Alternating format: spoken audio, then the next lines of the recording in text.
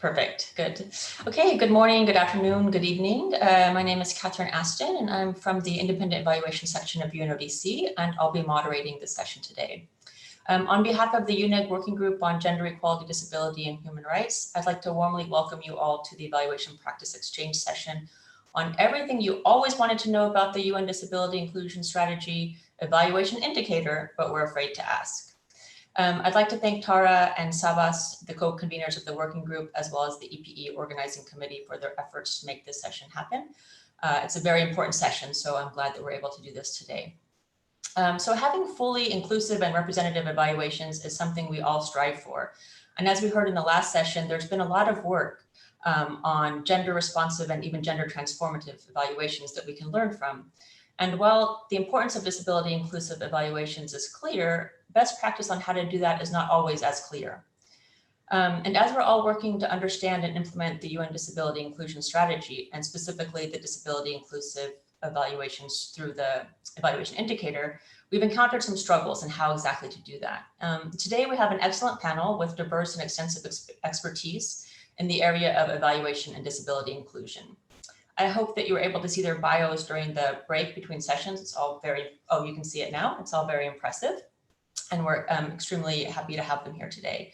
The panel will help us to navigate the questions and uncertainties from a variety of angles for disability inclusive evaluations. And we fully expect that you'll leave today with some new resources, ideas, and additional information to answer your questions on how to ensure fully representative and disability inclusive evaluations. In that regard, again, I'd like to thank the panel for taking the time to join us today. And we would also like to thank all of you for submitting your questions ahead of time to help us develop this session to be useful to you. We'll also take additional questions at the end, so you'll have an opportunity to follow up on the discussion that you hear today.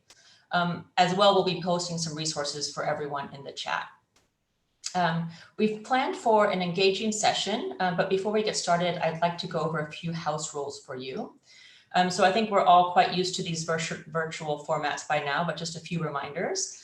Please, if you haven't already, please update your username to reflect your organization as well as your name, and this will help us navigate the discussion in the chats.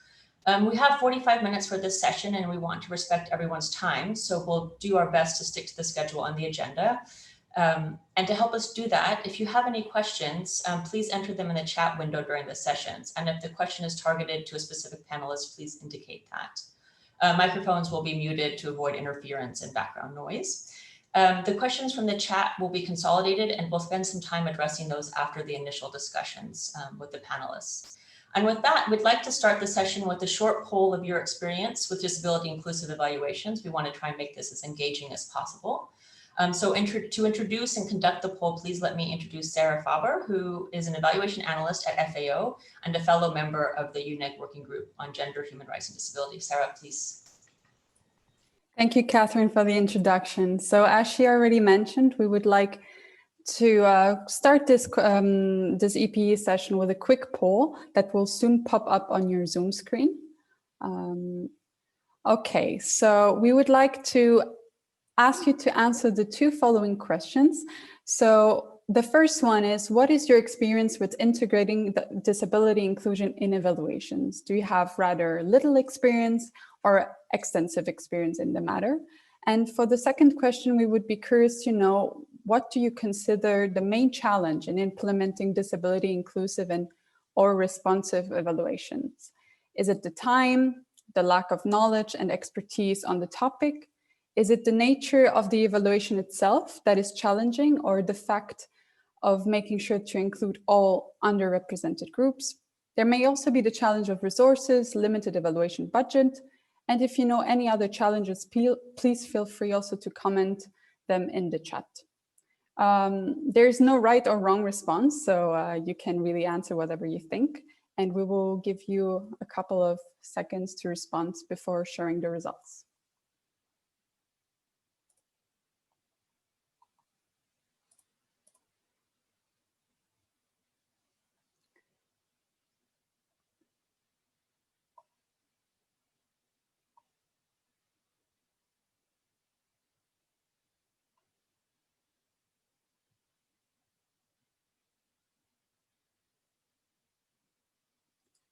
Thomas, whenever you think is the right moment. please feel free. Okay, so we can really see that most people have rather poor experience or no experience on the topic. This may also be linked to the fact that the UN Disability Inclusion Strategy is rather new. And when it comes to the challenges, we can see that they vary. Knowledge and expertise on the topic seems to be the main challenge that most of you think of. Inclusion of all underrepresented groups as well, followed by lack of resources, nature of the evaluation. Okay, thank you very much. Bearing these challenges in mind, I will hand the floor back to Catherine now. Great, Sarah, thanks for the poll and thanks to everyone for participating. I think that helps us understand the importance of this session. And I think that hopefully after this session, we'll have addressed some of the knowledge and expertise, the lacking of that. So with that, I want to just sort of jump right in and give the majority of the time to our panelists. So our first panelists today are Gopal Mitra, the Senior Social Affairs Officer at the Secretary General's Office on Disability. He's part of that team, and Georgia Dominic, who's also a Social Affairs Officer in the Disability team. So we want to start the discussion by understanding the requirements for the UN Disability Strategy Evaluation Indicator. And we're very fortunate to have Gopal and Georgia here today. So thank you both for being here to share your experience. And just to jump in, can you walk us through the expectations for the annual assessment and reporting required in the evaluation indicator? And if this is similar to the UN SWAP exercise for gender, are there agreed indicators and a scorecard? So if you can just walk us through a little bit about the expectations, we'd really appreciate that. Thank you. Thank you so much, Catherine. And thanks to Sabas and to Tara and to all of you for giving us the opportunity to have an interaction with all of you today. We have a short PowerPoint. Is it up on the, can you see it? Not, yes, now it is, Gopal. Is it up? Yes, it is. Great, great. So we'll just take you quickly through a short presentation, and some of the questions will be answered, and we'll be happy to respond to any questions in the Q&A session. Coming to the second slide, as many of you may know, the UN Disability Inclusion Strategy was launched by the Secretary General in June 2019. So it's just a year plus old. Many of my colleagues tell me it's like the new kid on the block. And along the way, we have learned a lot from our gender colleagues who have the Gender System-Wide Action Plan, and the strategy is modeled on the gender, on lines of the gender swap, though there are commonalities and there are differences also, being a different topic or an issue. So the strategy consists of a policy and an accountability framework. The policy outlines the overall vision and the commitment of the United Nations to disability inclusion.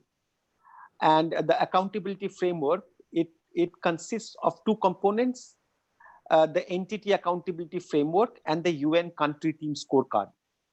So both these accountability framework components, it comprises or indicators, specific indicators, and these indicators are graded on a 5-point scale, like the Gender System-Wide Action Plan. Now, the rating scales are approaching requirement, meeting requirements, and exceeding requirements. If you are not approaching the requirements, it's missing the requirement. And in some instances, an indicator may not be applicable to an entity or a UN country team. So that is how the strategy's accountability framework is structured. Now, coming to the next slide, the indicators in the entity accountability framework, as well as in the UN country team scorecard. And here today we'll be focusing mainly on the entity accountability framework and the indicator on evaluation. So overall, the accountability framework indicators are clustered in under four core areas. The first core area is leadership, strategic planning, and management, and there are several indicators under that, as you can see. The second core area is inclusiveness, and there are indicators under this like consultation with organizations of persons with disabilities, accessibility, procurement, reasonable accommodation. The third core area, and it's important for our discussion today, is the core area on programming, under which there are four indicators: joint initiatives, evaluation, country program documents, programs and projects. And the fourth core area is organizational culture, which has indicators on employment, capacity building, communications, etc. So as you can see, the strategy covers both programs and operations, because disability inclusion, like gender, is applicable both in our programs as well as in our internal operations. Coming to the next slide. Now, what does the evaluation indicator actually contain? The evaluation indicator, as you can see on the slide, it contains all the indicators actually. It has benchmarks for each of the rating area or the rating component. So for approaching requirements, the evaluation indicator says that evaluation guidelines should contain guidance on disability inclusion. Most entities have evaluation guidelines. The Secretariat may have evaluation guidelines for all the Secretariat entities and so on. So the evaluation guidelines of the entities should contain guidance on disability inclusion. Actually, how to mainstream disability in evaluation, guidance around that.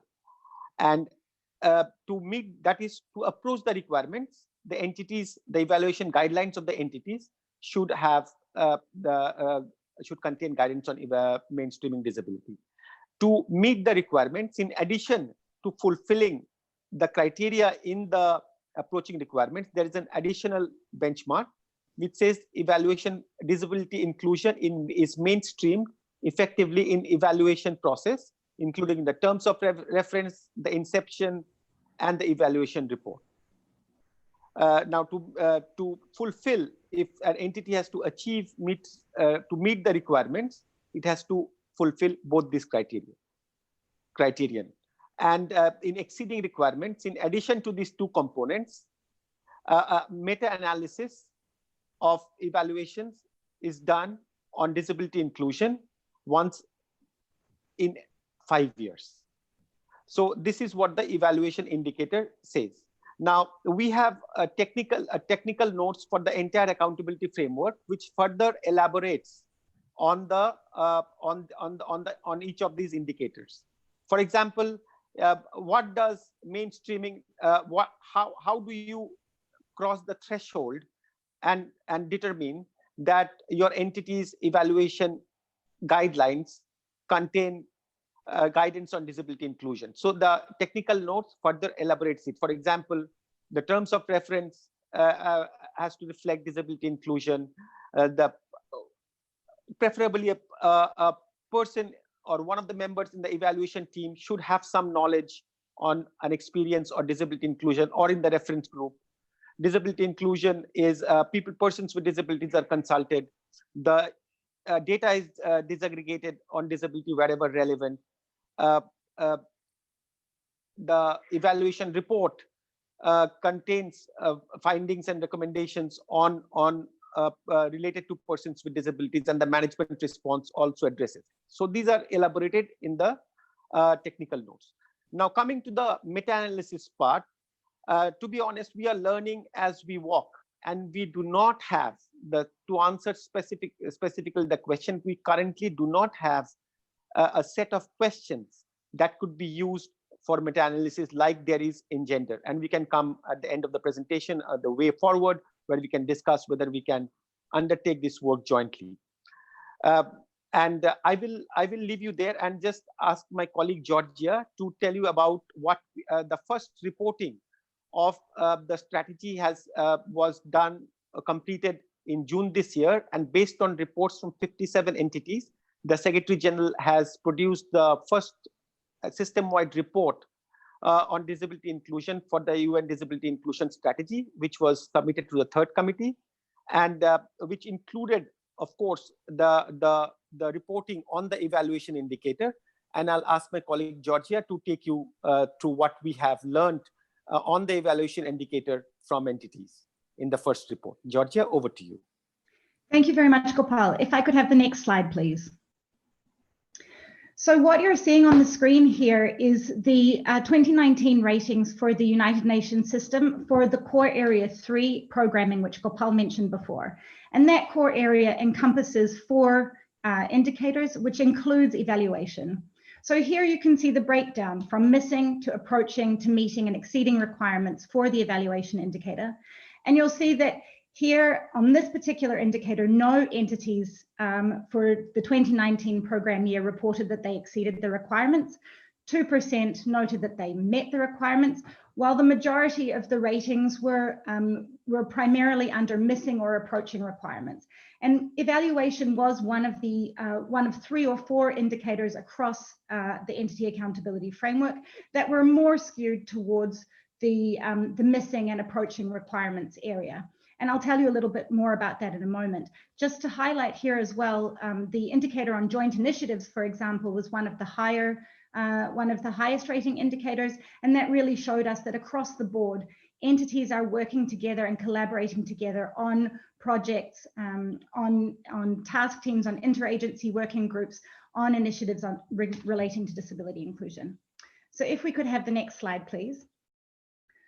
So in spite of the ratings more skewed towards approaching and missing requirements, entities also in their individual reporting, they say what they've been doing and also what the actions that they're planning to undertake in the coming years. And that's really where we see, what is the work that's being undertaken on disability inclusion. And it is clear that entities are taking steps to consider disability inclusion within their evaluation work. One point that I would really like to highlight is that across a number of reports, entities noted in particular that they are following UNEG norms and standards, and in particular, the guidance on integrating human rights and gender equality in evaluations. That was something that we saw came up a number of times. In terms of other actions, both things that had been undertaken in 2019, but for the most part that are planned for 2020, 2021 and beyond. Entities noted that in their mainstream policies, guidelines and handbooks on evaluation, those are being reviewed and revised to strengthen disability inclusion. Model terms of reference are being developed, or evaluation TOR checklists are being updated to more explicitly reference disability inclusion.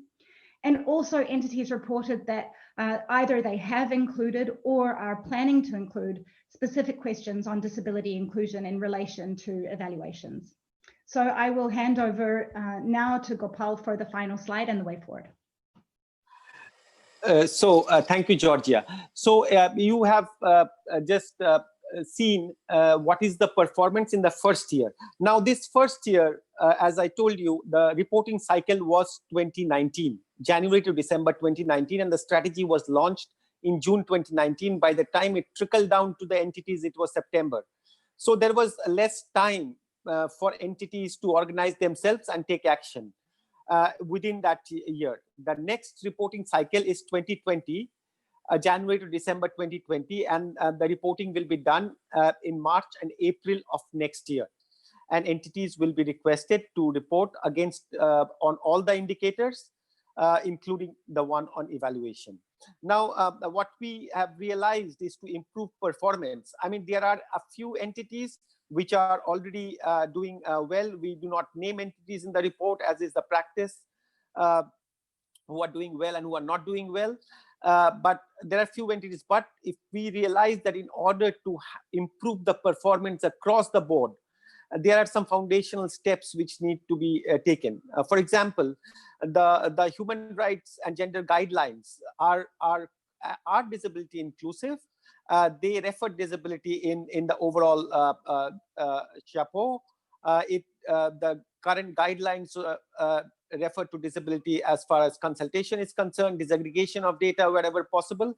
But it would be, I think it would be important and useful maybe, and we have received some queries from entities on how they could strengthen it, how they could go about improving their performance in it. So if you can have a short guidance on to align with the indicator and with the technical notes, and if you can do it jointly with the UN evaluation group, that would be extremely useful. And secondly, in terms of the specific question that was raised in terms of having a set of questions that could be used to conduct a meta-analysis of evaluations on disability inclusion. And these two elements, we think, would significantly enable entities to not only address disability inclusion in a more substantive way in evaluations, but to also specifically improve performance on this indicator. And of course, as was mentioned, and was evident in the polling that was just conducted, a bit of capacity building and awareness raising and exposure to the basic concepts and approaches on disability, I think would be, and that's what we have learned along the way, would be extremely useful. Now, what we want to offer is that, for example, we just collaborated with the procurement network, and the procurement, the rating, the performance was similar to that of the evaluation on the lower side. So the procurement network just completed along with us the development of disability inclusive procurement guidelines. So if we can collaborate from the USG with the UNEG to develop some short guidance or questions on meta-analysis, we'll be more than happy to do it. And if some resources are required, we'll be happy to explore and mobilize some resources to do it. And of course, if there are any capacity building opportunities, we'll be more than happy to collaborate on it. I hope we have covered most of the questions, but if there are further questions, we'll be happy to respond. And that is all that we have for now. So over to you, Catherine. Thank you so much once again for the opportunity. Great, thank you so much, Gopal and Georgia. I think that was excellent in terms of setting the stage and addressing some of the challenge in terms of limited knowledge and setting the stage with expectations, requirements, and a baseline. It gives us, on the one hand, for individual entities, something to strive for, right? We want to see entities that are meeting and exceeding those standards, and also some considerations for the work group in terms of our work moving forward to assist organizations in meeting and exceeding those standards. So thank you again. And now I'd like to turn to some discussion on practical experience. So as I said, we've sort of set the stage for the expectations and requirements. And now I want to turn to Sabas Monroy. Sabas is an evaluation officer at the Office of the High Commissioner for Human Rights and also a co-convener of the UNEG Working Group on Gender, Disability, and Human Rights. And Sabas, can you please walk us through your experience of an evaluation process, sort of giving us concrete pointers on how to integrate disability in an evaluation? Thank you, Catherine. Yeah, as Gopal and Georgia have explained, the implementation of the integration of disability inclusion has basically 3 steps. First, to address disability inclusion in your evaluation guidance.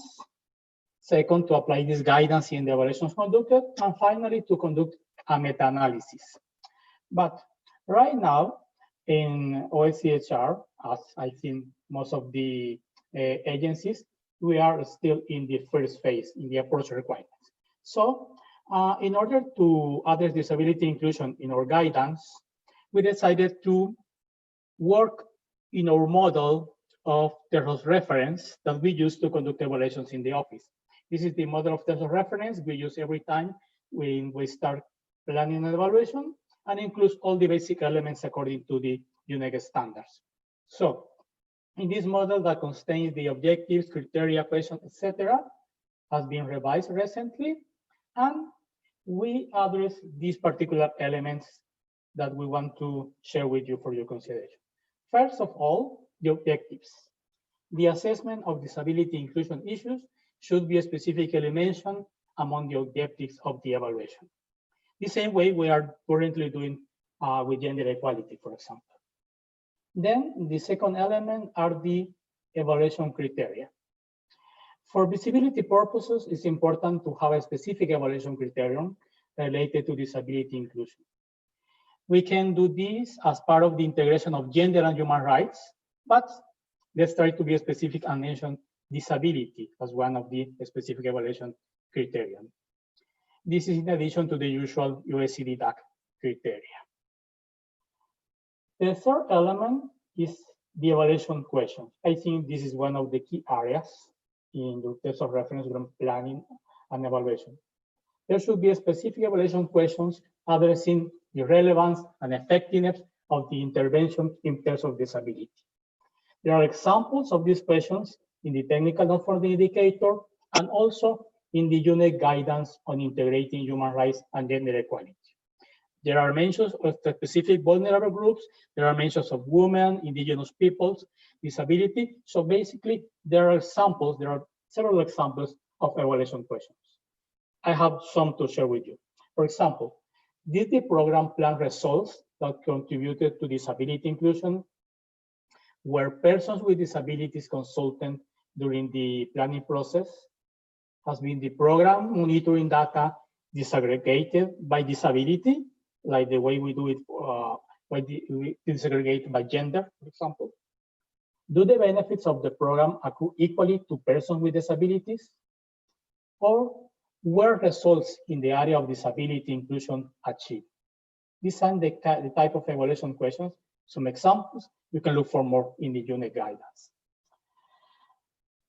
Important point to mention here. As we started to apply this model in the evaluations conducted this year, managers and evaluators are asking, how are we supposed to assess the integration of disability in programs designed years before the launching of the UN Disability Inclusion Strategy?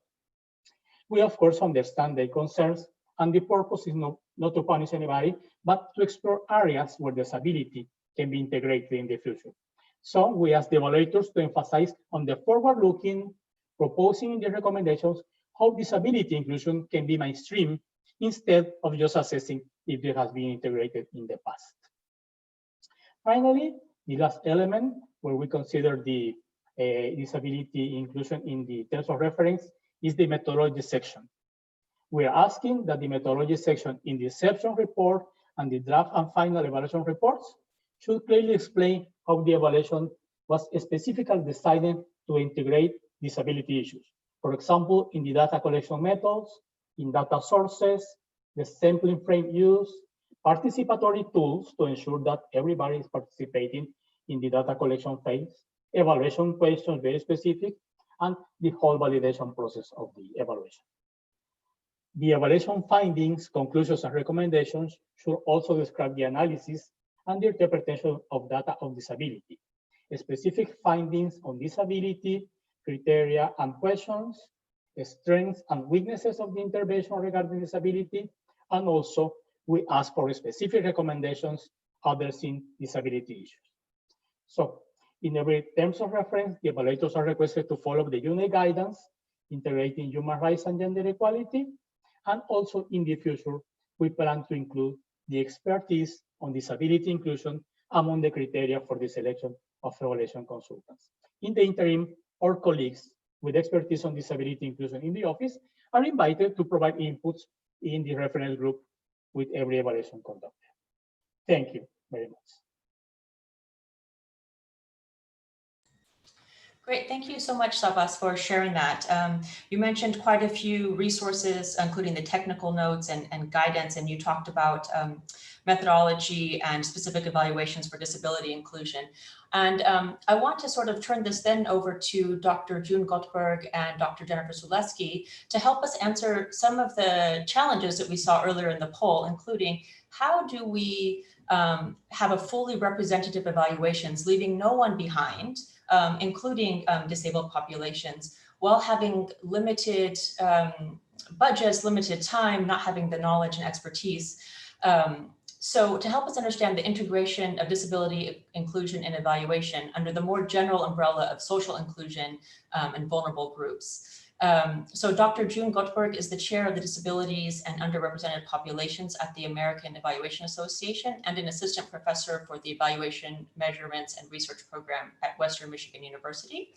And Dr. Jennifer Zulewski is a senior research associate and project manager at the Institute for Community Inclusion at the University of Massachusetts, Boston, and a former co-chair of the Disabilities and Other Vulnerable Populations Topical Interest Group of the American Evaluation Association.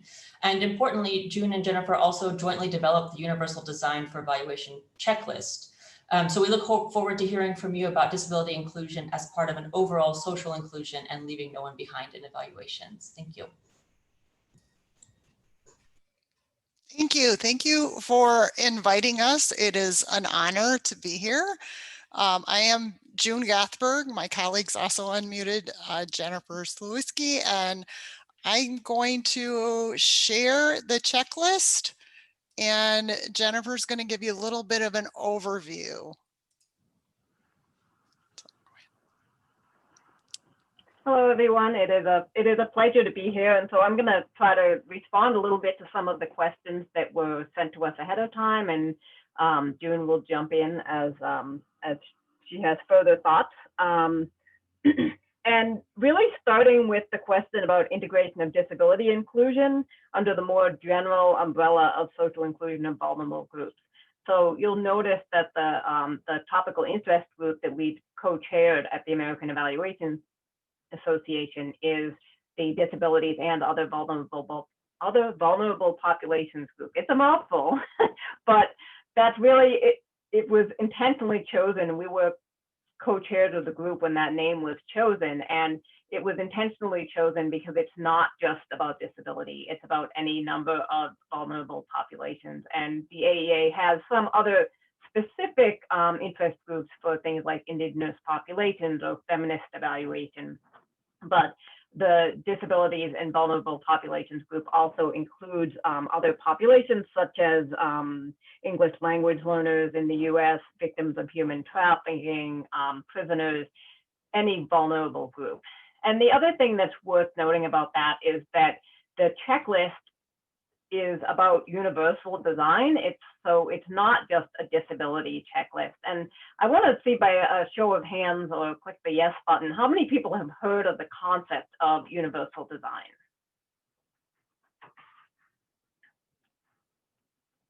Let's see if people respond to that.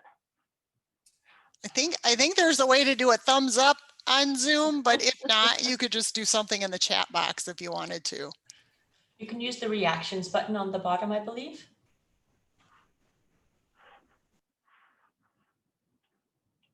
So I'm seeing some yeses in here. I think maybe I'm not able to see all the reactions because I'm not a host. Anyway, so I wanted to just, for those who might not be familiar with it, the idea of universal design is to design, it's really a concept that originally emerged from architecture, but it's applied a lot in education, and our checklist attempts to apply the same concept to evaluation design. And the idea is that to design things so that they are accessible to everybody. So that includes people with disabilities, but it might also include people with other kinds of needs. So for example, language accessibility can apply to people who are using a non-native language, the same as they can apply to people who have disabilities that affect their ability to process or communicate using written or spoken language. In architecture, one of the classic examples is having things like ramps and elevators, which are intended to help people who are using wheelchairs, but they also help people who are pushing strollers or dragging suitcases, or for any other reason might have difficulty with the stairs.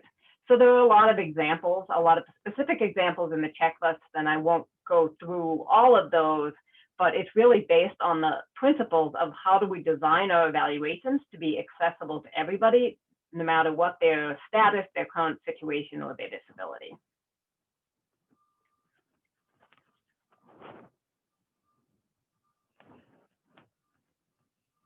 June, you have anything else you want to add in terms of immediate response to that? Do you want to, I have the checklist up. Do you want to maybe share some of the nuggets that are in there? Sure, I can add a few, I can share a few examples from the research that I've done over the years and some of the ideas that are in the checklist. I'm just gonna change my view 1 second so I can see it better because I don't have it pulled up separately. And so overall, while Jennifer's moving it up, if you scroll down, there are 7 basic principles to universal design in general. And what Jennifer and I, along with other members of the disabilities and underrepresented populations interest group did was take those 7 principles and identify how they could be incorporated into evaluation design. And I have to give a shout out. I heard in this last presentation that we need to be inclusive from the onset, meaning we need to engage a wide variety of our participants in the evaluation planning stage, not just the program implementers, but those that are the clients or people that receive these programs, to ensure that the evaluation responds to their needs. Jennifer, do you have it up now? yes. Okay. So I will just highlight a few of the principles. I think principle 1 of equitable use is really ties in well to what June was saying about involving people from the start and engaging the people that your project affects in designing your evaluation. Principle 2, flexibility in use. The way we think about that is how you do data collection and thinking about different ways of collecting data from people. So this is a prime example of what I was saying about how it doesn't necessarily just apply to disability. So rather than just having a survey that, you know, people have to be able to read and fill out the survey, you maybe have an option to do the survey in person with a member of the staff. So that's something that we often do. A lot of my work is with people with intellectual disabilities. And so pretty routinely, we might have a project where we have a survey or a form that people are asked to fill out, but then we offer the option for the people with disabilities who might have trouble accessing that instead we'll do an in-person interview with them, or these days an interview over Zoom, where we go through the same questions. Sometimes we have a simplified version of the questions that makes it more accessible to participants with intellectual disabilities. I think what I have to add to this and this flexibility is, often as evaluators, we sit in a position of power, and we aren't necessarily going to be able to connect with all of the participants that we need to reach. So I'm also involved in the American Statistical Association and helped to found the Statistics Without Borders. And in that group, we've really taken this principle too very seriously. And a lot of times what that means is as that primary person that's responsible for the evaluation, we have to be flexible and be willing to step aside and train other people to help us in those data collection efforts. I think Jennifer has had some experience with training individuals with developmental disabilities to be interviewers of other people with developmental disabilities, you know, ones that are cognitively a little lower. And I've had some experience working with Statistics Without Borders in training people that are part of villages to be the interviewers to collect the data for me. And that helps be able to be flexible in the moment and respond to the needs of the participants. That's just a couple of strategies. I'm looking So I'm down the gonna list. You want me to scroll a little bit, Jennifer? Yeah, I'm going to jump down to principle 4, Okay. in which we talk more about how we convey information back to people. So that's really about how we're sharing our findings with different populations. So I was talking about the data collection practices. On the other side of that is, as you're doing your evaluation and you're sharing it back to people in the program, thinking about ways to make that information accessible and usable to a wide variety of audiences. And that's something that we've done a lot of work with at my organization in recent years, thinking about how do we convey information, not just in written reports, but in short video snippets or panel presentations like this, or pulling in people with disabilities to talk about their experiences and how that relates to the findings, so that their voices are heard in the evaluation, not just as collecting data from them, but also in conveying their experiences and reporting of findings. And then there's also some accessibility pieces built into the principles 6 and 7. I think some of this comes up earlier too, about physical accessibility. So when you're collecting data from people or sharing information with them, making sure that you're meeting them at the place that works for them, which is something that can be helpful for someone who might have trouble getting around because of a disability, but also helpful for someone who has limited access to transportation or limited time off of work to talk to you, or has parenting responsibilities.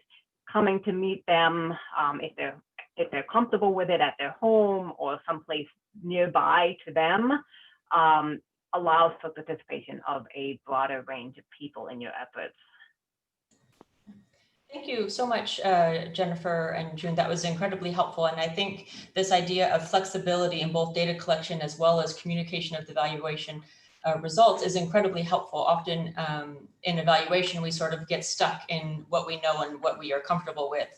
So I think it's really important, especially now with not being able to do field missions or sort of go out and meet people, to be creative in thinking about how we do that. So thank you for that. I want to now sort of turn over to our next panelist to actually talk about a disability inclusive evaluation that was conducted. So our next panelist is Ellen Fox. Ellen is the Chief of Section for Corporate Evaluation at the Independent Evaluation Office of UNDP and led the team evaluating UNDP global support to disability inclusive development. UNDP, as I understand, has also developed disability inclusive guidance for development. So based on that experience, Ellen, will you please speak about what UN evaluation offices are doing to address disability inclusion in their operations and how they're helping program management colleagues to conceive of projects and programs with a clear articulation of results on disability inclusion? Over to you, Ellen. Pleased to be here and have an opportunity to discuss this, not only a very important issue for all of us, but also an evaluation that we carried out back in 2016, presented to the board in January 2017. So it was prior to the UN Disabilities Inclusion Strategy. But I think it's a very important evaluation for us, and one that I would say is provided some engagement and even changes in organizational behavior that we found quite notable. I saw earlier that my colleague, former colleague Chandi Kadir Gamar was online and listening in. So I wanted to mention that as I make a brief presentation on what we did and some of the lessons that we learned from it, I wanted to indicate that Chandi was my co-author on this effort, and so she can certainly step in and correct me if I have not articulated exactly some of the work that we did, because it's been several years now. You know, our aim at the time was to consider UNDP's work looking at the 4 key principles of the Convention on the Rights of Persons with Disabilities: non-discrimination, participation and inclusion, accessibility and accountability.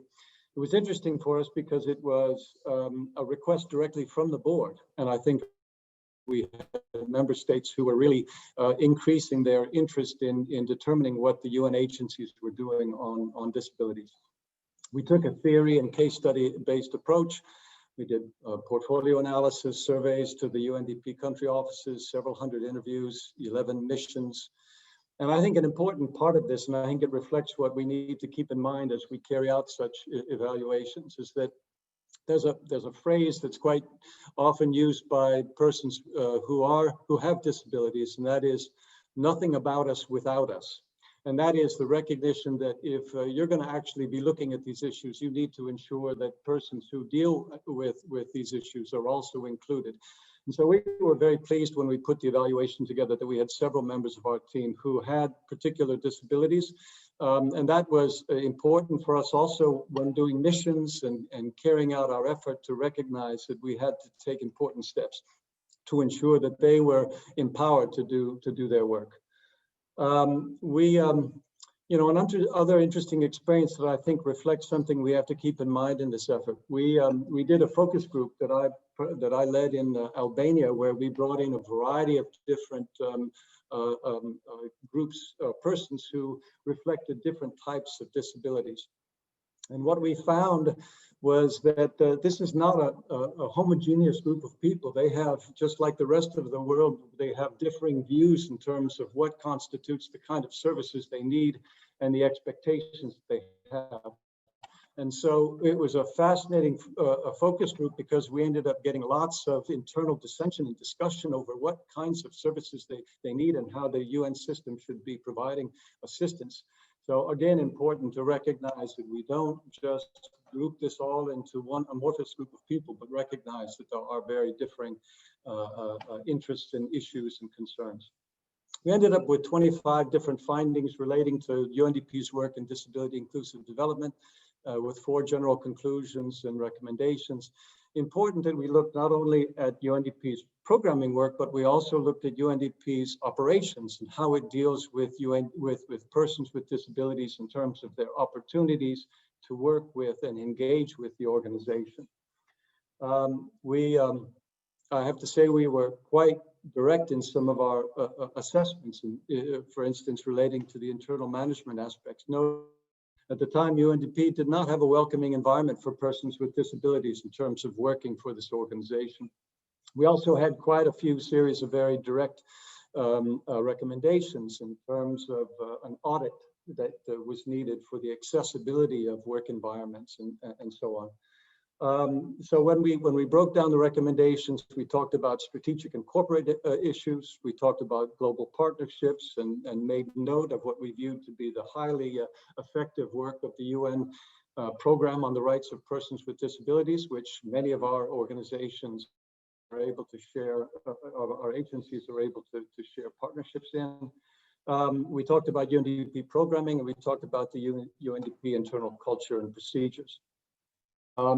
Couple of interesting notes on it. We provided the executive summary in Braille to the chair of the board session where we presented this, who has sight issues. So that was a nice step, but also an interesting effort for us in terms of how you go through the mechanism of ensuring that the reports that we provide are ones that are also accessible. Our view has been it is one of UNDP's, one of our office's more significant evaluations with respect to impact in the organization, because they took on board our recommendations. They established new guidance and operational procedures. They have made a concerted effort to ensure that disabilities are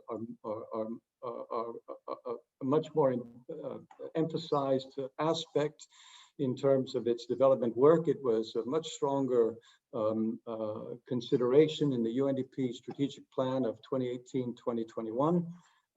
So there were a number of ways that we feel that it really had some impact. Of course, timing is also key. It's an issue that was very much within the UN discussion, and of course, leading to the UN strategy that we've been discussing today. Having said all this, when I last looked at our evaluation resource center, where all of the evaluations are posted, there's been only 2 country level projects that, on disabilities that are actually been evaluated since we carried out that work in 2016. And, you know, so in terms of how we work as evaluators and the attention that we pay to it, certainly there's a significant amount of work that's needed to raise this issue up and discuss this programming far more than we have in the past. But I know time is short, so let me just stop there with those.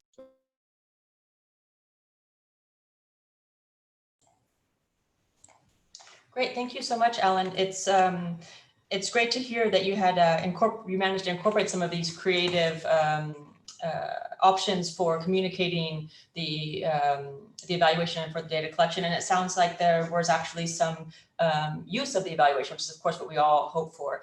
I know we are running past time, so I want to just open it up for questions and answers. And Sarah has been collecting and sort of consolidating those questions in the chat, so I'm going to hand it over to her quickly. Thank you. So quickly, compared to the gender policy, UNDIS is newer and rather lightweight on what we should do within the organization to promote inclusion. There's a lot of text on actions that should be taken, but not so much on specifics within the UN itself. How have evaluators addressed this? And are there actions or practices undertaken under the UNDIS that have been found to promote inclusion that others should be replicating?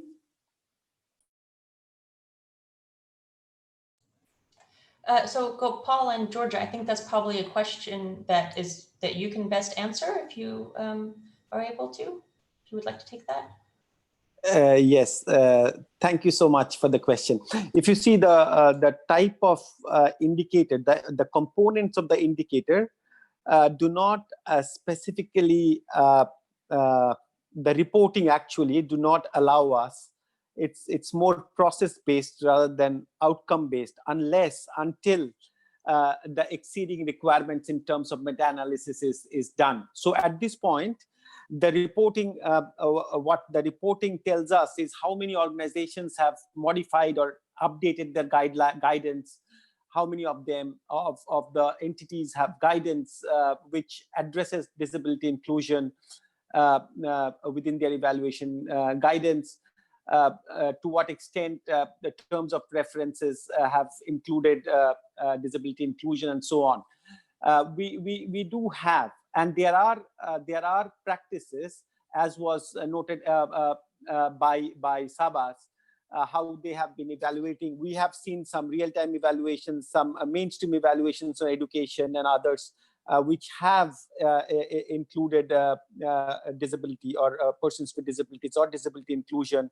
But we do not have at this point a systematic way in which you can see, okay, in 2019, 25% or 20% or of the evaluations have included disability in a significant disability in a significant way. We do not have that, but we have snippets of practices, and this was, as we said, the first reporting which gave us a baseline. In the next cycle, we will be having a much better picture of that. And as we said, in the actions plan sort of part, the reporting also had a part where entities could reflect or report on the actions that are being planned. From that, we understand that in the coming year or in current year, entities will be taking more, stepping up their actions to include disability or address disability within the evaluation process. So at this point, that is all that we can say. But what we'll be happy to do is put together sort of a short document. We can go through the reports and highlight some of the best practices or good practices that have emerged that we have reported. But I think we'll be better placed to do it after March when we have the when we get the second cycle of reports. Thank you. Thank you, Gopal. So I know we're quite over time, but I think if we can take one more question. I think that there's a question, Sarah, about intersectionality that maybe June and Jennifer can answer, as I sort of maybe you didn't have enough time to answer all of the questions. Yes, so it's how to best consider intersectionality. Should people with disability be considered disability and minority?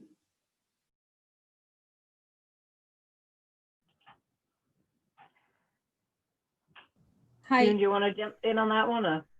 Hi, can I say something? This is Chandi. Yes.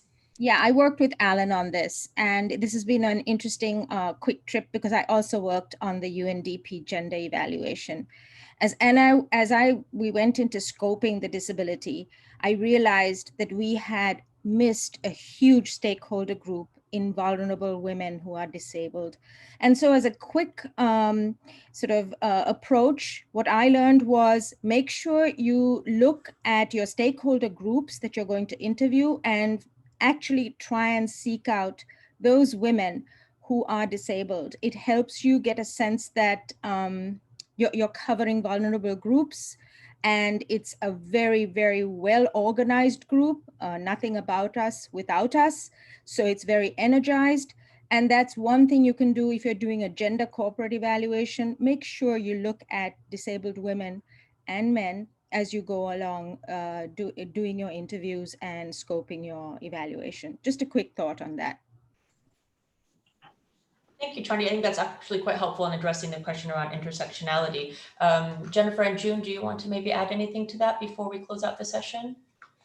Well, I was actually putting a little bit in chat. I think as you approach your evaluation and then also as you're disaggregating your data, I think that there is power and value in identifying gender, disability, ethnicity as each separately and then grouped together.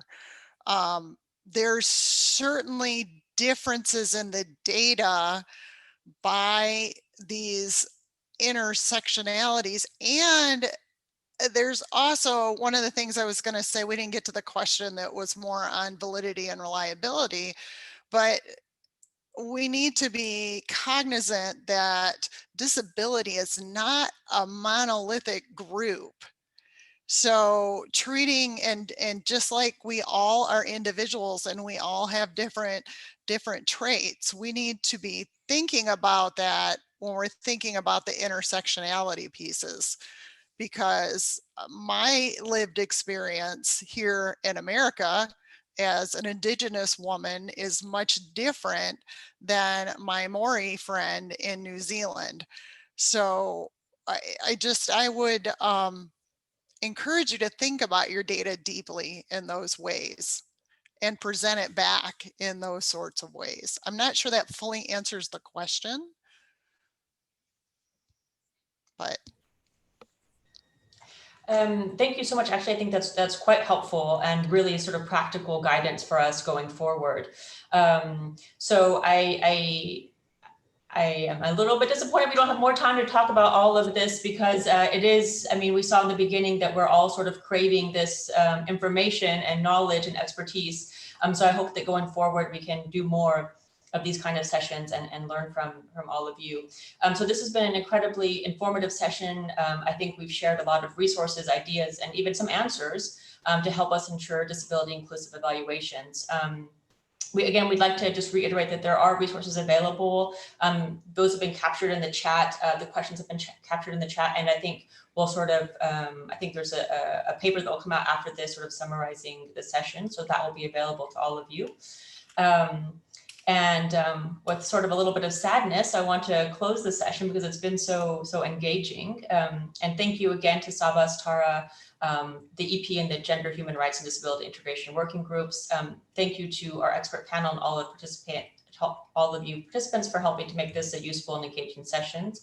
And we'd like to make one last request. If you could please fill out the SurveyMonkey feedback form that has been shared with you in the chat, I believe.